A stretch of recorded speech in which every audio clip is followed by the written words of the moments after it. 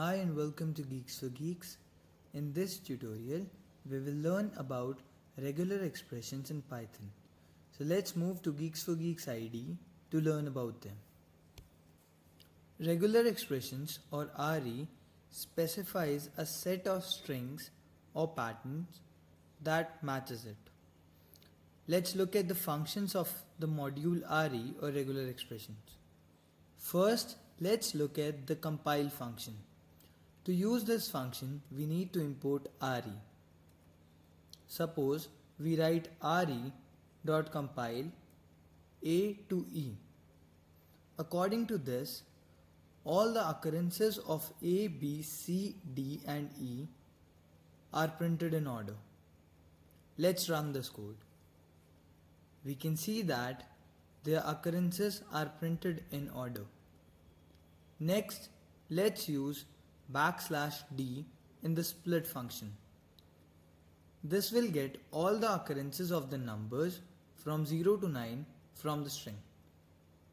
If we want to get occurrences of the complete numbers, we use \d plus. Let's run this code. We can see that in the first case, all the numbers from 0 to 9 are printed in order that they appear in the string. In the second case, the complete numbers are printed. Next, let's look at \w. This is used for alphanumerals, that is characters from A to Z, both in caps and small, numbers and underscore. \w plus is used for group of alphanumeric strings, and at last \W is used for non-alphanumerical characters. Here we are using this on the given string. We can see that in the first case all the alphanumerals and underscore are printed. In the second case words are printed.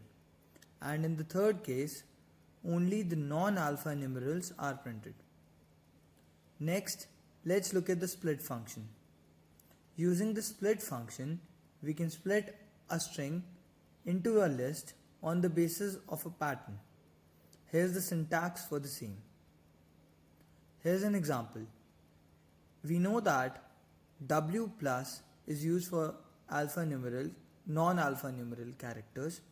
Suppose we split the string using W plus and D plus.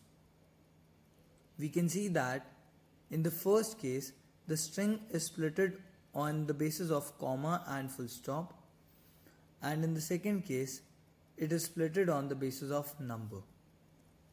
Next, let's discuss the escape function. This function returns a string with the \ before every non-alphanumeric character. Suppose we run the escape function for the string. We can see that before every space we have a \ in the output. Next, let's discuss the sub and subin functions. The subin function searches for a pattern in the given string and replaces it with this. Count is the number of maximum allowed replacements. Subin is a similar function. It returns a tuple having first element being the string and second element being the number of replacements. Let's run the code for this string. We can see that the output is as expected. In this tutorial, we learned some functions of the module RE. We will continue learning more about modules in the coming tutorial. Thank you for watching. Please leave us your likes and comments in the comment section.